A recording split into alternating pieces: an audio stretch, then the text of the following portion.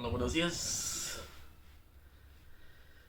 Feliz sábado a todos. Ya es sábado 30 de octubre y iniciamos nuestra lección, la lección número 6. ¿Por qué? ¿Qué nación grande hay? Es el título de nuestra lección. Y nuestro versículo para memorizar esta semana se encuentra en Deuteronomio 4:8. Vamos a orar. Señor, gracias por la vida, gracias por la oportunidad que nos da de vivir. Ahora, Señor, que al estudiar y compartir nuestra lección, usted nos instruya, nos hable y abra nuestros ojos para que podamos mirar lo que usted nos ofrece. Por favor, le invitamos que se quede con nosotros en el nombre de Jesús. Amén. Bien, leemos ahí en Deuteronomio capítulo 4, versículo 8.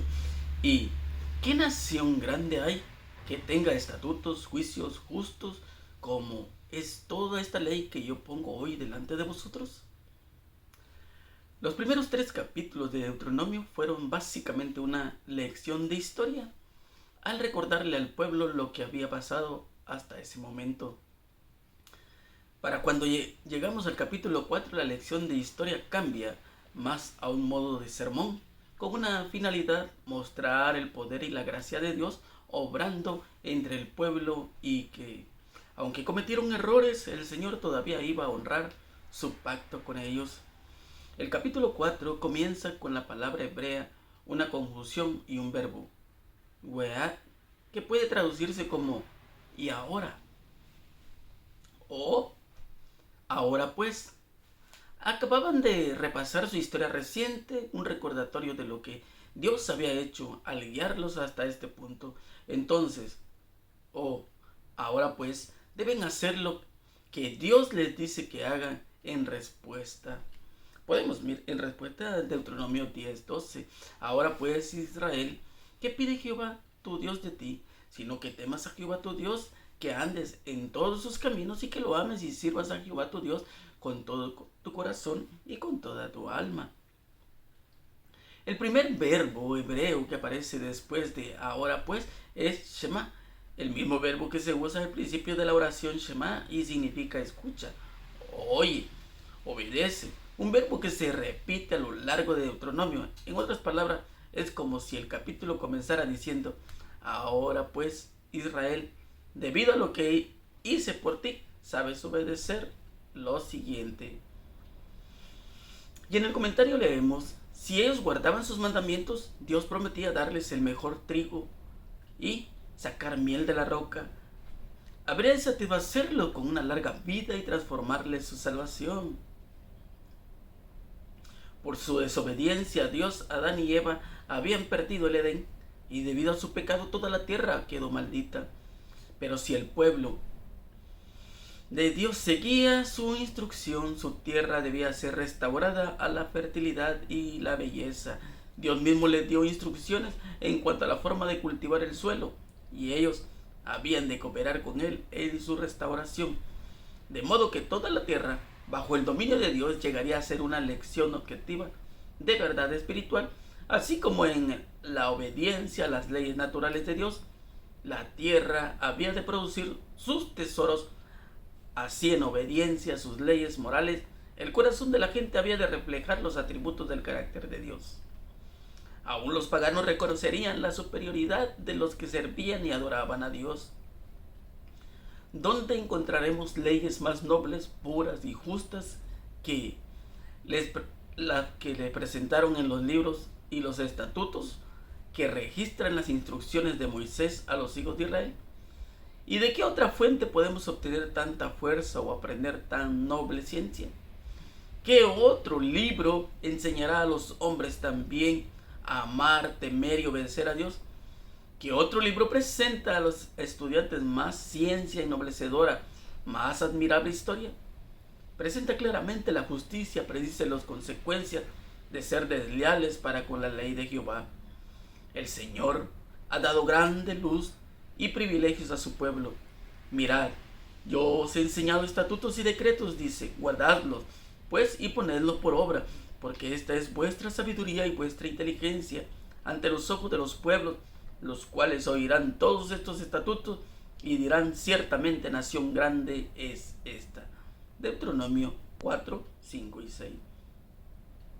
Como pueblo, hemos de colocarnos bajo el estandarte de Jesucristo. Debemos consagrarnos a Dios como un pueblo distinto, separado y peculiar. Él nos habla y nos dice: inclinad vuestro oído y venid a mí, hoy vivirá vuestra alma, y haré con vosotros pacto eterno, las misericordias firmes a David. Debería haber un conocimiento bien fundado acerca de la forma como acudir a Dios en reverencia, temor piadoso y amor devocional. Está aumentando la falta de reverencia hacia nuestro Hacedor y está creciendo la desconsideración por su grandeza y majestad. Pero Dios nos habla en estos días finales, en estos tiempos peligrosos. Los que profesan ser el pueblo de Dios, que observan sus mandamientos, deberían guardarse de la tendencia a perder su espíritu de reverencia y santo temor. Las Escrituras enseñan a los hombres cómo acercarse a su Creador con humildad y reverencia por medio de la fe en el divino mediador. Que el hombre se aproxime doblado las rodillas como un súbdito de la gracia, un suplicante que compadece ante el trono de la misericordia. De ese modo dará testimonio de que toda su alma, todo su cuerpo y todo su espíritu están sujetos al Creador. Interesante que podemos mirar que Israel, lo hemos hablado tantas veces, ¿cómo podría ser una nación grande si era un pueblo de ex esclavos? ¿Verdad? ¿Cómo podían ser grandes si ellos no tenían nada, absolutamente nada con qué pelear? Un pueblo o una nación se distingue por su poder en armas, política, ciencia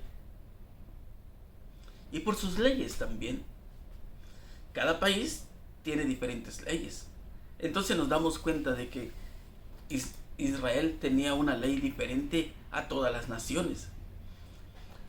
¿Sabes que es agradable saber de que cómo Dios se preocupaba por todo? Por ejemplo, los 10 mandamientos los ayudaban a amar a Dios y amar a su semejante. ¿Dónde había una ley igual? Eso eran los 10 mandamientos. Pero también cuando miramos la ley de la salud, ¿sabe que Dios le dijo: estos animales pueden comer, estos no pueden comer? Porque quería que tuviesen y gozasen de buena salud. Eso es extraordinario. Pero también hemos mirado la semana pasada cómo amar aún al extranjero. ¿Ves que es interesante? Hoy en día podemos mirar que tantas leyes que hay en cada país. Por ejemplo, Dios amaba a Israel y quería que cada ser humano, cada matrimonio tuviera hijos. Encontramos muchas historias en la Biblia donde habían hombres que no querían tener hijos. ¿Y qué pasaba con ellos? Dios le quitaba la vida. Y hoy en día es al contrario. Las mujeres quedan embarazadas y quieren matar a sus hijos. ¿Verdad que es un contraste diferente? Lo que Dios pide, lo que Dios da a lo que el ser humano quiere y lo que el ser humano quiere obedecer también. ¿Sabe? Lo que hace grande a una nación es lo que logra su poder político, la superficie de su territorio, sus hazañas en la guerra o riqueza. Nada de eso caracteriza a la nación de Israel. Cuando un pueblo escucha el cumplido de Moisés, la pregunta retórica es: ¿qué nación grande hay como Israel?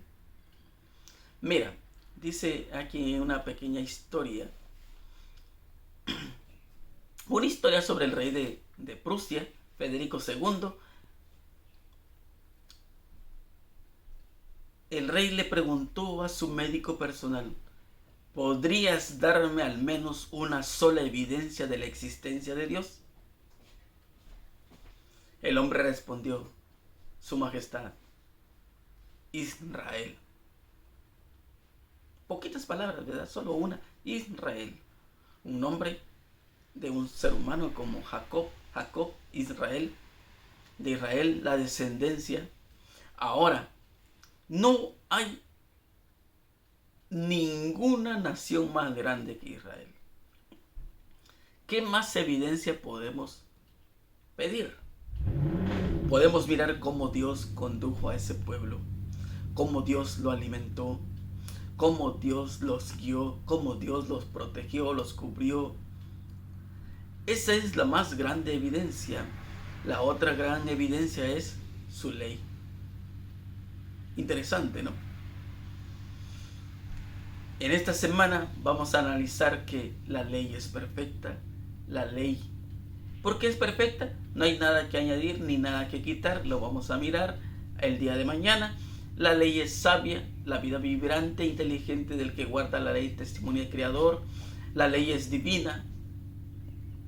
Vamos a analizar todo y también una ley diferente.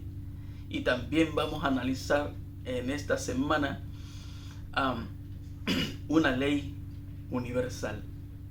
Mi hermano, mi amigo, cuando tú te entregas a Cristo, todo es diferente, ¿verdad? ¿Sabes? Así como Israel, que Israel era un pueblo insignificante. Por todo lo que ya hablamos, no tenía armamento para pelear. ¿Te acuerdas cuando llegaron al río Jordán, que iban a pasar para cruzar el río y iban a pasar a Jericó? ¿Qué armas tenían ellos? ¿Con qué armas pelearon? Solo dar vuelta en círculo y orar y confiar en Dios. Y Dios hizo todo.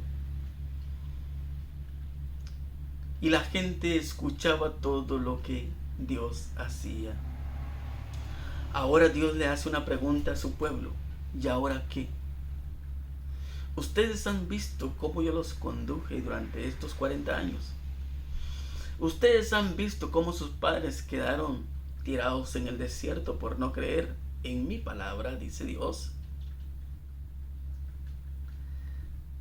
Y ahora, ¿qué van a hacer ustedes? Aquí tienen la vida eterna y aquí tienen la muerte eterna, la muerte que sus padres escogieron, o la libertad que tienen ahora ustedes para elegir lo bueno y alcanzar la vida eterna. Miramos que a la entrada del pecado todo se corrompió. Miramos que Adán y Eva tuvieron ese privilegio de elección y miramos cómo Dios los crió perfectos. Ahora, mi hermano, yo te hago la misma pregunta. ¿Y ahora qué? ¿Qué vas a hacer tú? Con toda la evidencia que encontramos en la Biblia, ¿qué decisión vas a tomar? ¿Y ahora qué sigue? ¿Te has dado cuenta cómo Dios te ha protegido hasta este momento? ¿Te has dado cuenta que Dios te ha sustentado? ¿Te has dado cuenta en esta mañana que estamos vivos? ¿Y ahora qué vas a hacer? ¿Y ahora qué sigue? Interesante pregunta. Dios quiere que tomemos la mejor decisión para que vivamos. Pero Él no nos obliga, nos da esa libertad, así como les da al pueblo y le dice: ¿y ahora qué? Ustedes son libres de elegir. Nosotros somos libres de elegir. ¿Y ahora qué harás tú? ¿Y ahora qué haré yo? Mi hermano, mi amigo, que Dios te bendiga. Vamos a orar. Señor, gracias. Al iniciar también este día, le pedimos que usted nos cuide, nos guarde y nos dé sabiduría. Pero también al iniciar esta lección, que usted nos dé sabiduría para poder entenderla y ponerla en práctica. Señor, necesitamos vivir esa verdad. Aunque vivamos en un mundo lleno de maldad, de dificultad, de problemas, necesitamos confiar en su poder y en su palabra. Gracias, Señor, por escucharnos. En el nombre de Jesús se lo pedimos todo. Amén. Mi hermano, mi amigo, que tengas un excelente día y que Dios te bendiga. Nos vemos el día de mañana si así Dios nos los permite. Bendiciones.